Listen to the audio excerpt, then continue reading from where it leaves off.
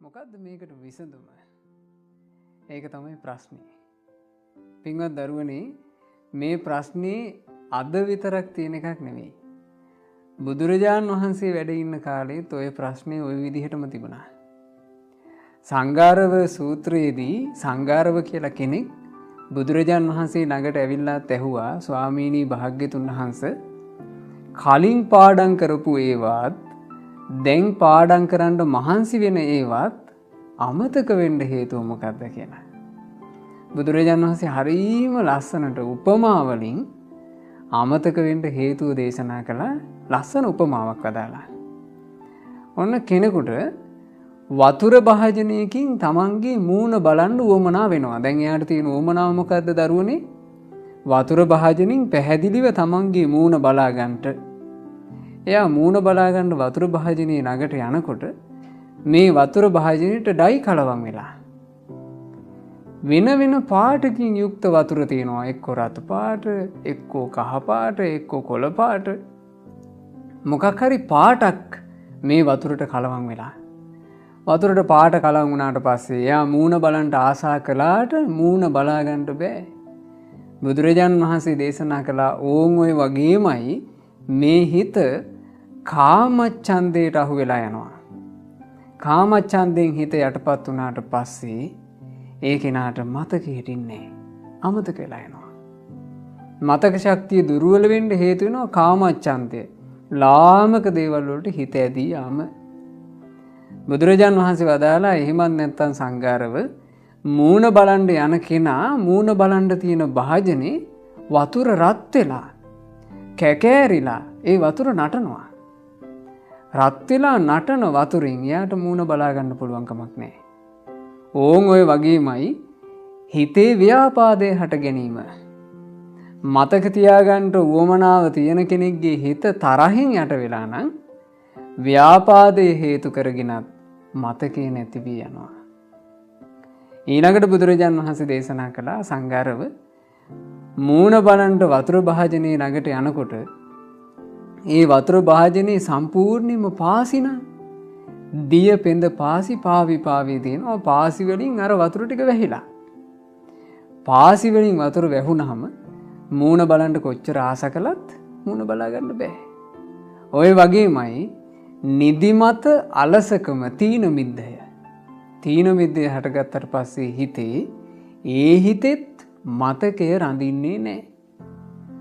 ඊළඟට බුදුරජාණන් වහන්සේ වදාළ හතරවෙනි කාරණේ, සංඝාරව මූණ බැලීම පිණිස වතුර භාජනයේ ළඟට යනකොට වතුර භාජනයේ වතුර කැළඹිලා දිය රැලි නැගිලා තියෙනවා නම්, දිය රැලි තියෙන කැළඹිච්ච වතුර භාජනයෙන් කොච්චර ආස කළත් පැහැදිලිව මූණ බලා ගන්න බෑ.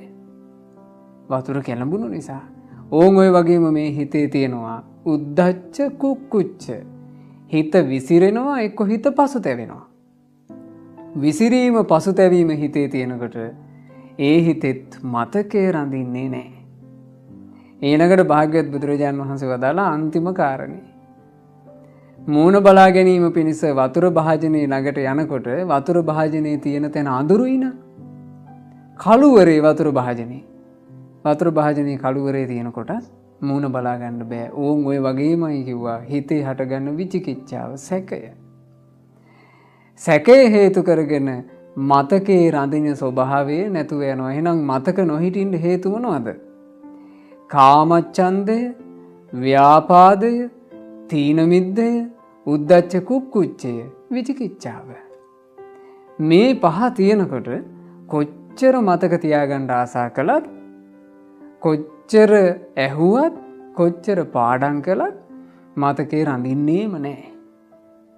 හැබැයි අපි හිතමු මෙහෙම දරුවනේ, යම්කිසි කෙනෙක් මූණ බලා ගැනීම පිණිස වතුර භාජනයේ ළඟට යනකොට ඒ වතුර භාජනයේ ඩයි කලවම් වෙලාත් නැත්තම්, ඒ වතුර භාජනයේ වතුර නටන්නේත් නැත්තම්, වතුර භාජනයේ පෙඳ පාසිත් නැත්තම්, වතුර කැළඹිලා දිය රැලි නැගෙන්නේත් නැත්තම්, හොඳට එළියක් තියෙනවා නම් එයාට කිසි බාධාවක් නැතුව හොඳට මූණ බලා ගන්න පුළුවන්. ඔය විදිහමයි බුදුරජාණන් වහන්සේ දේශනා කළා, යම් හිතක් කාමච්ඡන්ද ව්‍යාපාද තීනමිද්ද උද්ධච්ච කුක්කුච්ච විචිකිච්ඡා කියන මේ නීවරණ පහෙන් යටපත් වෙලා නැත්තම් හොඳට මතක හිටිනවා. අහන එක මතක හිටිනවා. පාඩම් කරන එක මතක හිටිනවා. ඒ නිසා මේ නීවරණ දුරු කර ගැනීම උදෙසායි අපි උත්සාහවත් වෙන්න ඕනේ. මම ඒ උදෙසා මේ දරුවන්ට හොඳ උපායක් කියලා දෙන්නම්. මෛත්‍රී භාවනාව කරන්න. අඩුම තරමේ දවසට විනාඩි 15 හොඳට මෛත්‍රී භාවනාව කරන්න. මම වෛර නැත්තෙක් වෙම්වා, තරහා නැත්තෙක් වෙම්වා, ඊර්ෂියා නැත්තෙක් වෙම්වා, දුක් පීඩා නැත්තෙක් වෙම්වා, සුවසේ ජීවත් වෙම්වා, ශාන්ත සුවයටපත් වෙම්වා කියලා තමන්ට මෙත් සිත වඩන්න.